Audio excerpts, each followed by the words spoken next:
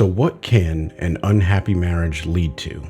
Let's go ahead and unpack that in today's episode. Stay tuned. Welcome to the Husband's Coach's Corner, the podcast that teaches husbands how to love their wife every day and become better men in the process. I'm your host, Chris Scott, aka The Husband Coach. Welcome back to another episode of the Husband Coach's Corner. Today we are going to be looking at what an unhappy marriage can lead to. Now, before we go too deep into this, quick notes for you. First, if you haven't already, in the show notes or description box below, make sure you sign up for your free wife journal completely for free. Check that out, link in the description or the show notes. Second, visit the website marriagedrills.com. This is the home of the Husband Coach, and this is where I'm going to be posting a lot of stuff, so check that out. And then last but not least, if you need to contact me via email, you can contact me at chris@marriagedrills.com or husbandcoach2020@gmail.com. Both of these email addresses are inside of the description box or show notes. So check that out, and you can send me a message if you want to set up a one-on-one session or if you just have comments or questions. So let's go ahead and get into today's episode of what can an unhappy marriage actually lead to. Now, I'll be honest with you. I was reading an article and it reminded me of a story. So here comes a quick story for you. A few years ago, I was coaching a husband who, at the point when he met me, started unloading a lot of his unhappy marital things. Now, spoiler alert, he ends up getting a divorce. He and his wife end up divorcing. So this is really a case study to break down what happened. And at the point that he came to talk to me, and we were, kind of meeting together, he was already borderline towards the divorce. And there's some key indicators that led to where they were in the marriage. So the story starts out, and you guys can probably relate. So if this hits home, don't get overly emotional. Just say, hey, you know what? Maybe I need to do something about this. All right. So this individual, he was dealing with alcohol issues. All right. He was unhappy with things in his marriage. He didn't know what. So he turned to alcohol based off of some guidance that he got from an acquaintance. All right. This isn't a friend. This isn't someone that he knew. This is just someone that he happened to run into. He unloaded his problems on him. And this individual told him, well, I get through my marriage by drinking every night. Well, alcohol has effects on people differently, right? I think most of us who are listening to this will understand that. The issue here was alcohol became an addiction for this individual, all right? And because alcohol got involved, it started to lead to other issues in the marriage beyond just him being unhappy, all right? When he would drink, he would essentially shut himself out from his wife. Now, they didn't have any kids, so there weren't any challenges there. It was just him and his wife, and he ended up getting a DUI. Now, he got a DUI. Again, he was an alcoholic, and that's probably a nice way of putting it. He really enjoyed drinking, all right? His wife came to him and addressed his alcoholism, and he got upset, picked up the keys, got in his car, and he drove away. Now, thankfully, at the time that he was getting onto whatever highway he was getting on, there was a state trooper or police officer, whatever, law enforcement agent that was able to pull him over and get him off the road so he didn't hurt himself and other people. So, in that regard, great. But this led to a downward spiral in the marriage, because now he is in a circumstance where he said, the reason I'm in the DUI predicament is because my wife is making me unhappy, which is what led me to drinking, which is what led me. And when she confronted me about my drinking, it led me to getting into the car and driving. And now I'm getting this DUI and causing all these issues, right? So when he was being treated for his alcoholism based off of the DUI, he was directed to see a counselor. And when he was talking to the counselor, he didn't want to open up or share. Now, this is when the counselor said, hey, if you don't want to talk to me, you should find someone that you can trust and that you can talk to and open up with. Well, the counselor, didn't know me, but told him like, hey, go find someone. And so this individual sought out someone who was a coach of, whatever.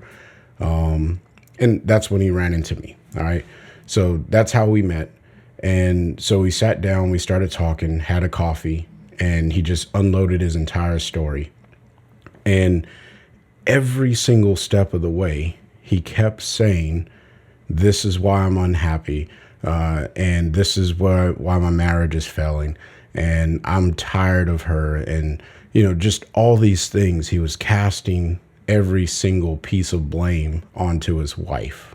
All right. The reason he got the DUI, the reason he started drinking, all of these things, it wasn't his fault. It was his wife's fault. All right. So I already told you they ended up getting a divorce.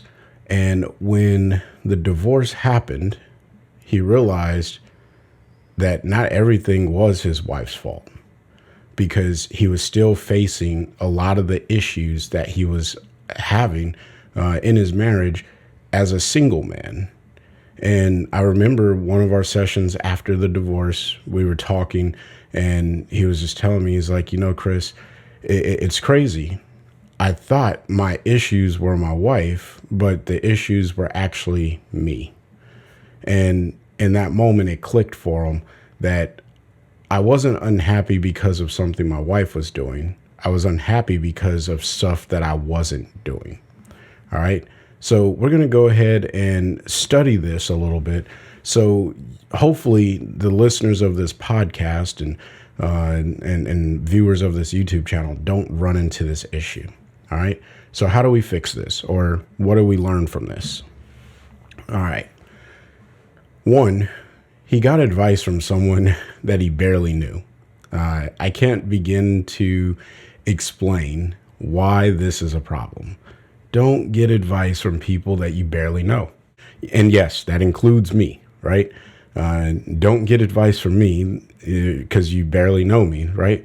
What do I mean by this?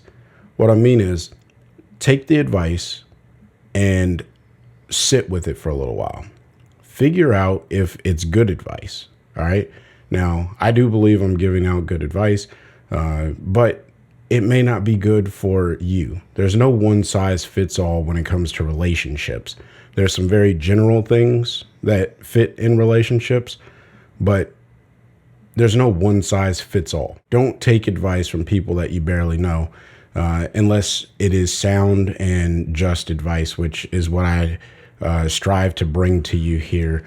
But you have to do the due diligence to see if it actually works for your marriage. Okay. Number two, he never confronted the issue that led to him being unhappy. Instead, he ran from them. Now, this is something that we're really going to talk about, and how do you fix this? But if you are listening to this right now and you're like, I'm unhappy in my marriage, and you're resorting to other vices, alcohol, excessive workouts, or, watching pornography, watching TV, anything that just removes you from dealing with the issue, this is unhealthy. This is unhealthy in just your mental capacity, right? Because it shows that you don't have a level of resiliency. Instead, you'd rather just cope with it and allow that thing to be numb and go away. We have to work through our issues. Whatever makes us unhappy, whatever frustrates us, it's okay to be upset in the moment, but then we have to come back and say, okay, why did this upset me? and how do I move through this so I'm not upset about it again, or at least I'm less upset about it again in the future. All right. We'll talk about that a little bit later, but don't run from the thing. That's definitely a part of this. And then number 3, he blamed everyone else and pushed those closest to him away. In our final session, he was very, very resentful or remorseful, I should say, that he pushed his wife away, who genuinely loved him and cared for him and stayed with him even when he was a complete idiot. All right. When he was this complete fool, she stood by his side and she told him, like, hey, I love you. I'm here for you. And instead of embracing that, he embraced the bottle. Right. And she had no idea what he was unhappy about. And I'm not going to put the man's business out there because his stuff was more personal to him. But the moral of the story is, if you are unhappy about something, don't push the people that are closest to you away from you, because then you're going to be standing there alone and you're going to feel isolated. And that is the first step of mental defeat. All right. We are social people. Like human beings, we're social. We need other people. I don't care how independent you think you are. You need someone else to come alongside you. This is why, 1, you're probably listening to this podcast or watching this YouTube video. But 2, this is also why when you are in a group of your friends and you're having a good time, you're really enjoying it, right? And then if you try to do the same thing that you did with your friends, it's not this by yourself. It's not the same. We're social people. You have to have someone else to have your back, work with you. Don't push those closest to you away. Now, here's a quote that I want to share with you. Consistently successful people are responsible and they don't cast blame on others. Let that sink in for a second. Consistently, right? I'm talking about people day in and day out. Consistently successful people, all right? These are the ones that are always achieving, knocking it out of the park. And you're probably, like, when I say this, someone probably comes to mind, right? We're talking about those high performance achievers. Consistently successful people are responsible and they don't cast blame on others. This is so huge. You cannot be casting blame on other people, right? The key word in this is responsible. If you are irresponsible, you're going to cast blame because you want it to be someone else's fault, instead of saying, okay, where is my fault in this circumstance and how can I take care of that portion, right? It's easy to point out other people's flaws and issues and mistakes, and it's really, really easy. It's not hard, right? You could look at someone and be like, oh man, that's all messed up. But it's a little bit more difficult to be real with yourself. And I'm here to tell you that if you cast blame, you're irresponsible. All right. Now, this is not me saying that identifying ownership of certain issues, right? You can absolutely do that. But if you say, I'm this way because of you, well, you get to make your own choices. All right. Now, unless someone like hits you across your head with a baseball bat and you're like, I'm paralyzed because you hit me with a baseball bat, it's probably not that person's fault that something happened to you, right? Unless they directly caused it. But if you made a decision to do something, which then led to a decision, which again, in my story, or in the case study, the gentleman decided to get in the car after an argument after he was belligerently drunk or, had already had too much to drink. And he got the DUI. He blamed his wife for getting the DUI. He made the choice. Now, some of you listening, you're probably going to be like, well, no, she encouraged him or she upset him. And so that's just a natural reaction. That's not the way that things work in the real world, okay?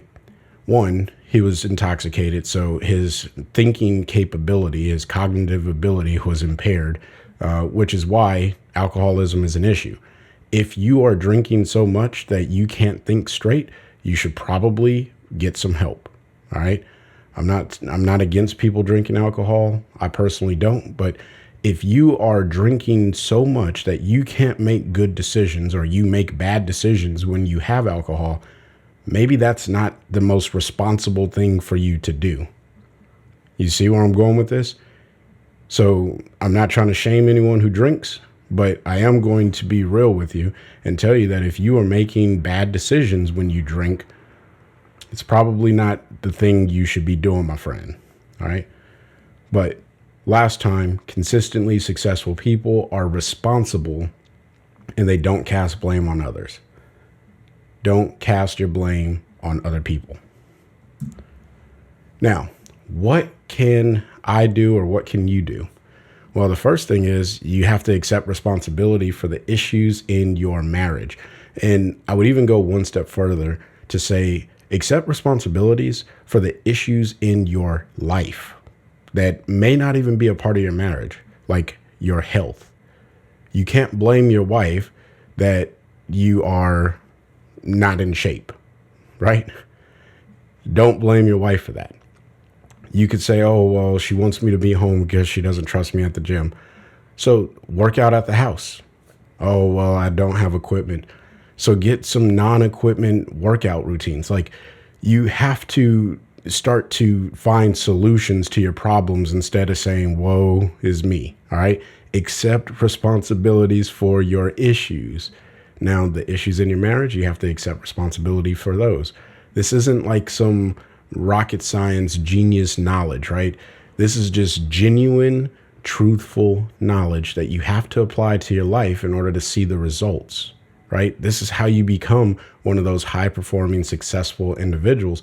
But even more so, your marriage will benefit from it. So number one, accept responsibility for the issues in your marriage. And then one step further, accept the responsibilities for the issues in your life. Okay? Number two, seek advice from someone that will truly help you and take the time to follow up with you.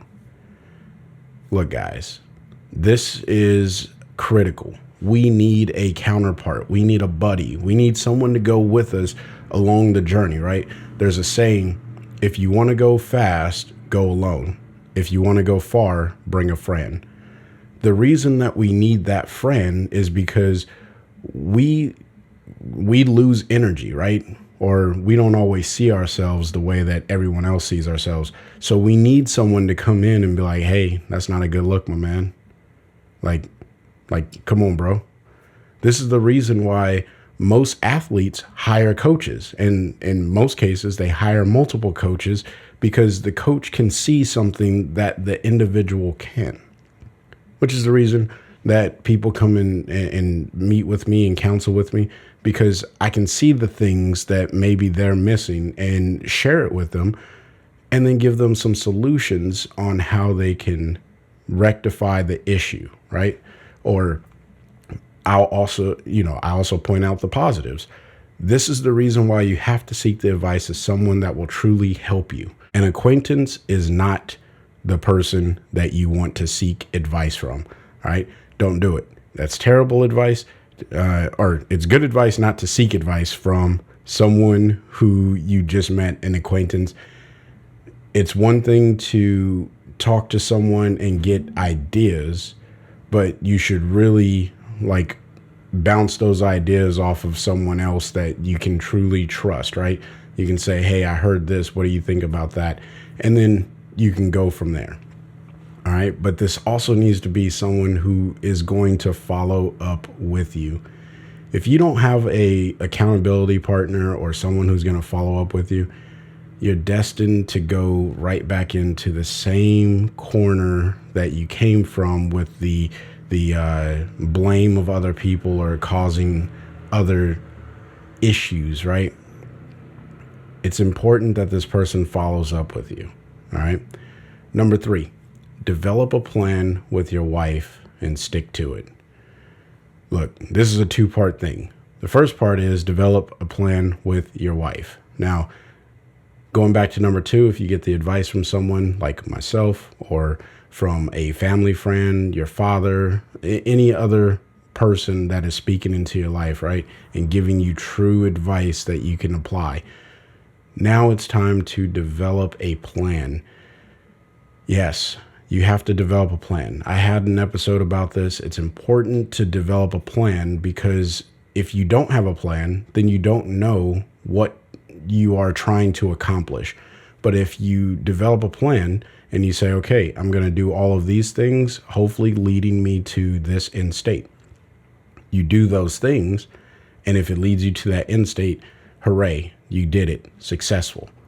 But if you do those things and it doesn't get you to that end state, then womp, womp, womp. Let's readjust the plan, okay? Readjust the plan if it doesn't get you to the end state, so that way you can get to the end state. You have the goal in mind. And let me, this isn't necessarily in my notes, but let me be clear. Your goals don't have to be these astronomically large goals. I think that it's important to set goals that stretch you, but don't overstretch yourself. All right? Don't overstretch yourself. What does overstretching look like? If you know that you don't do very well with having long conversations, don't say, hey, I'm going to put on the calendar that my wife and I sit down and have a conversation for an hour. And you know you don't do well with that, right? Maybe you got a good 15 minutes of conversation in you. So how do you stretch yourself? Go to 20 minutes. Say, hey, we're going to set up 20 minutes. Or if you really want to stretch yourself, say, we're going to sit down for 30 minutes and have a conversation. Now, that's just a very simple example, but you know the things that you are not very good at, right? And if you don't, then there's an assessment that you need to do so you can learn what you're not good at. And this isn't to beat you down, right? Because the assessment also shows you what you are good at. So you can capitalize on your strengths and identify your weaknesses so you can kind of build your weaknesses by capitalizing on your strengths. Really cool way of assessing yourself and moving forward. Now, develop the plan with your wife. We got to get back to that. Don't overstretch yourself when you develop your plan. Make your goal something that you can achieve, but you have to go out of your comfort zone, because the only way that we grow is when we step out of our comfort zone. You don't get big and strong by lifting 1 pound weights, right? You got to go get some heavier weights so you can put a little bit more stress on your muscles and really break them down, tear them up, and then they rebuild. It's okay if you struggle through the plan. If the plan is too easy, you probably didn't develop a plan that was going to be effective, all right? It should challenge you, but it should not destroy you. Do you hear what I'm saying? It should challenge you, but it should not destroy you. Stretch yourself, but don't overstretch. And then the last one is stick to it, right? Or not the last one. The last part to number 3 is you got to stick to your plan. All too many times I coach husbands that develop plans and they get halfway through, it doesn't work. And they're like, see, the plan doesn't work. I'm giving up. And instead of readjusting, they just give up, right?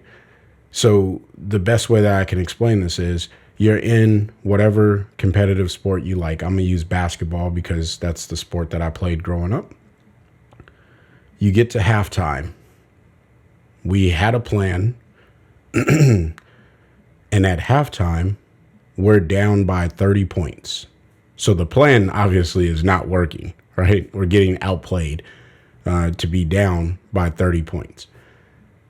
And in the halftime locker room, while we're sitting there reevaluating the plan, the team is like, oh, well, we lost the game. Well, yeah, you're going to show up on that second half and you're going to play like you lost the game. But there's still a whole nother half left to play. See, we give up on ourselves too much or too fast because the plan that we originally made didn't work. And we don't know how to readjust to make a plan that gets us a little bit closer to being on the right track. Don't give up on yourself before your final plan is in play. All right, readjust the plan. So again, going back to the making a 1 hour plan to sit down and talk to your wife. So you make the plan, and let's say that you can actually do 1 hour of conversation. You make the plan and you say, every day we're going to have conversation time 1 hour a day. And you come back 2 weeks later and you're like, we're not actually having conversations that go for an hour. We're having conversations that are 5 minutes and they usually end up in some sort of argument or whatever. Well, readjust the plan. Don't shoot for an hour. Shoot for 15 minutes. And then make a more deliberate plan of what it is that you're going to discuss during these conversations. There's a ton of fun games that you can have as a conversation with your wife. You can look up these things on Google and you can say, hey, you know what? Let's play a silly game. What paint colors would you choose and why? And then let your wife talk. Like it is amazing at how easy it is to start a conversation and to continue on with a conversation. Moral of the story, make a plan and stick with it. Readjust the plan, but don't give up on it. You have to stick with it. Even when it doesn't work, go back to the plan and readjust it and then keep on moving. Okay? And then number 4, be patient with the progress. Look, I'm going to be honest with you. Most of your issues in your marriage probably did not happen overnight. If they did, okay, you got me. But I would be willing to bet that they didn't. They happened over time. And the problem is you can develop an issue a lot faster than you can solve an issue in most cases. There's some issues that you can solve pretty quick, but the ones that really impact our marriages, you could cause the issue in a week you have an affair. That could happen literally in 10, 20, 30 minutes, whatever it is, right? We'll say a day just to be fair. But that could have an impact in your marriage forever. You see what I'm saying? There are things that you just have to be patient with, and you're not always going to see the progress. But let me give you some encouragement. If you show up and you put in the work, right, it doesn't return void. If you put in genuine work, genuine effort, you may not see what's happening, but you're slowly building back that trust.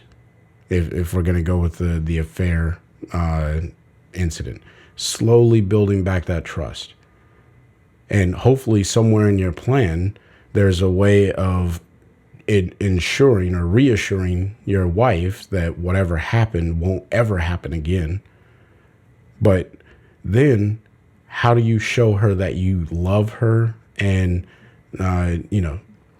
that you are truly changing from the way that you are acting to being a loving, genuinely loving husband. All right. This is why it's so important, right? To find ways of loving your wife every single day. This is where that consistently successful people are responsible. That's the first half of that quote that I shared with you. If you want to be consistently successful, you have to show up consistently doing the things that are resonating with your wife. And just because you do it one day doesn't mean that all the problems are solved. Hooray, move on. No, no, that's not how it works. Okay. Especially when her emotions are deeply hurt or her feelings and she's extremely emotional about it. It can take years, but you have to be patient and wait for the progress. Now, if you don't see progress in a reasonable amount of time based off of the circumstance, right? And every circumstance is going to be different, so I can't give a really general answer to this, but I will do my best to try and give a general response to this. If you run into an issue where you're not seeing progress, let's say in a month for something that you believe you should have seen progress at least in a month, then this is where you have to reevaluate the plan and then talk about it with your wife to get her feedback. You have to solicit the feedback from your wife, because I get it. If the progress isn't coming and you're like, okay, is the thing that I'm doing, is this plan even working because I'm not seeing the progress? Well, that's where you have to sit down and talk to your wife. But before you do that, you should probably do a gut check and say, okay, am I actually following the plan that we developed? Because if I'm not following the plan, then that's probably where your problem is, right? That's why you have to stick to the plan. You see how this works? But if you are sticking to the plan and you're not seeing the progress, sit down with your wife, say, hey, honey, what's up? This is the plan and this is what I'm doing. Is there something more that I should be doing, or what's going on? And you may find that she just says, I'm not ready to move on. And that's a conversation for another day. But at least you know that the thing that you are doing in the plan is working. Now, if your wife does respond with, I'm just not ready to move on, this is where that responsibility comes in. You don't cast blame. You accept the fact that she's not ready to move on because whatever the thing is hurt her, or it's just something that's so ingrained in her that it's hard to get rid of something that scars you or is a part of you for so long. All right. It's hard to do that. So be respectful to that and ask her the question. So how can I help you move on? But not in the context of, I want to hurry you along. It's more in the context of, okay, I hear what you're saying. I care about you. What is it that you need me to do? Or what is it that I can do that will make this a little bit better? Because then maybe that'll give you some insight to how you can readjust the plan, so that way you can start to get to the progress. But again, be patient with the progress. So again, contact me, marriagedrills.com, or visit marriagedrills.com, and just take a look on the site. There's a blog. There's going to be more information. I'm slowly building the site, but also email me at chris@marriagedrills.com or husbandcoach2020@gmail.com if you have specific questions, or you just want to hear more, or you want to set up a one-on-one. All right. So until the next time, I want you guys to find a way to love your wife every day.